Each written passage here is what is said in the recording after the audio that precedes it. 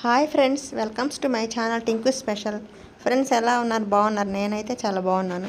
ఈరోజైతే నేను మీకు ఆలు పచ్చిమిర్చి ఫ్రై అనేది మిరియాలతో చేసిన ఫ్రైని అంటే సింపుల్గా చక్కగా కొద్దిగా టైంలో హ్యాపీగా చేసుకొని రుచికరంగా తినే ఒక రెసిపీని అయితే నేను మీ ముందు ఉంచుతున్నాను. దీనికైతే నేను ఒక 1/2 కేజీ ఆలునైతే శుభ్రంగా కడిగి ఉప్పు నీటితో కడిగేసాను. చక్కగా తోలు వలుచుకొని సన్న సన్న ముక్కలుగా కట్ చేసుకున్నాను. తర్వాత పచ్చిమిర్చి, మిరియాలు, కొద్దిగా చిన్నులపాయలు వేసి పేస్ట్ని అయితే కచ్చా పచ్చి గ్రైండ్ చేసుకున్నాను.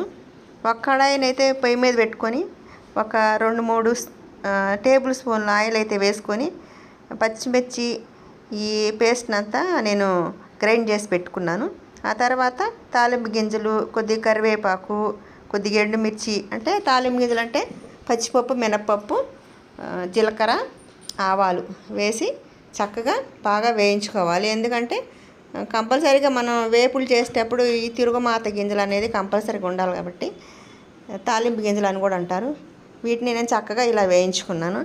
మనం ఇలా వేయించుకున్న తర్వాత మనం చక్కగా పీల్ చేసి పెట్టుకొని సన్నని ముక్కలుగా కట్ చేసుకున్న ఆలూనైతే వేసి ఇందులో చక్కగా ఈ తాలింపులో బాగా వేయించుకోవాలి.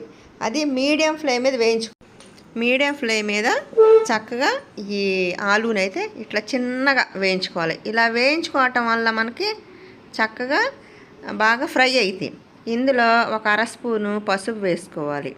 ఇలా పసుపు వేసుకొని మరలా ఒకసారి ఇట్లా సన్నని సెగ మీద ఇవి బాగా ఎర్రగా వచ్చేంత వరకు సన్నని సెగ మీద ఫ్రై అవ్వాలి. అంటే పచ్చి పచ్చిగా ఉండకుండా ఇవి బాగా ఫ్రై అవ్వాలి. అంటే డీప్ ఫ్రై చేసినలాగా ఫ్రై అవ్వాలి. అంటే మనం ఇది ఫ్రై కాబట్టి కొద్దిగా నూనె వేసుకుంటాము. ఈ మాదిరిగా చక్కగా ఫ్రై చేసుకొని ఇట్లా ఈ పచ్చిమిర్చి అని చెప్పాను కదా, పచ్చిమిర్చి, చిన్నులపాయలు, మిరియాలు వేసుకొని ఇవి కచ్చా పచ్చి గ్రైండ్ చేసుకోవాలి. మెత్తగా పేస్ట్ లాగా అయితే చేసుకోకూడదు. చూడండి ఎలా కచ్చా పచ్చి చేసుకుని అదే మాదిరిగా చేసి పక్కన పెట్టుకోవాలి. ఈ ఆలు ఫ్రైని అయితే మళ్ళీ ఇలా పొయ్యి మీదనే సన్న సెగ మీదనే వేయించుకోవాలి.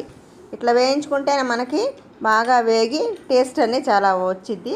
ఇది పప్పులోకి, తర్వాత చారులోకి చాలా బాగుంటుంది. మామూలుగా అన్నంలో కూడా కొద్దిగా ఒక నెయ్యి చొక్కు వేసుకొని కలుపుకుంటే ఇంకా తింటే మనకి చాలా రుచిగా అనేది ఉంటుంది. ఇప్పుడైతే ఈ ఆలు అనేది ఇట్లా వేగిపోతున్నాయి. ఇంకొద్దిసేపు వేగాలి. ఎందుకంటే ఇప్పుడు సగమే వేగినాయి, ఇంకా మళ్ళీ ఇంకో సగం వేయించుకోవాలి. ఇట్లా వేయించుకుంటేనే మనకి ఈ కూర అనేది చాలా టేస్టీగా వచ్చిద్ది. తినటానికి కూడా చాలా బాగుంటుంది. అన్నంలో కలుపుకొని తినటానికి బాగుంటుంది. రోటీలో, చపాతీలో కూడా ఈ కర్రీ అయితే మనం ఈ ఫ్రై అయితే నంచుకొని తినొచ్చు. జొన్న రొట్టెలోకి చాలా బాగుంటుంది. ఎందుకంటే పచ్చిమిర్చి, మిరియాలు, చిన్నులపాయ పేస్ట్ వేస్తున్నాము.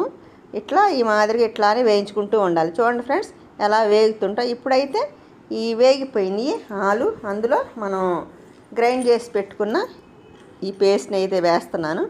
ఇలా వేసి మళ్ళీ ఇది కూడా చక్కగా వేగాలి. అంటే ఇది పచ్చివాసన వచ్చింది కదా, పచ్చిమిర్చి వేసుకున్నాం కదా, చిన్నులపాయలు, తర్వాత మిరియాలు, ఇవి కూడా ఇందులో కలిసిపోయేటట్టు నేను ఎలా చేస్తున్నానో మీరు కూడా అలానే వేయించుకోవాలి.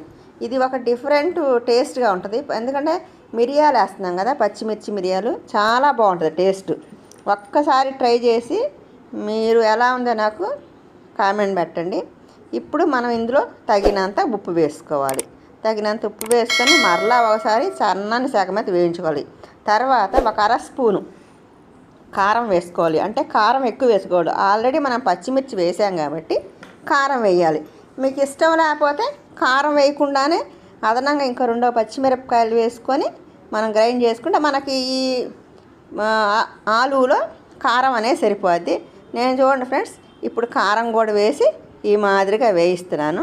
తర్వాత కొద్దిగా కొత్తిమీర వేసి గార్నిష్ చేసుకుంటే సూపర్గా ఉండే ఈ ఆలు ఫ్రై అనేది రెడీ అయితే మీరు ఒకసారి ట్రై చేసి చూడండి, నాకు కామెంట్ పెట్టండి.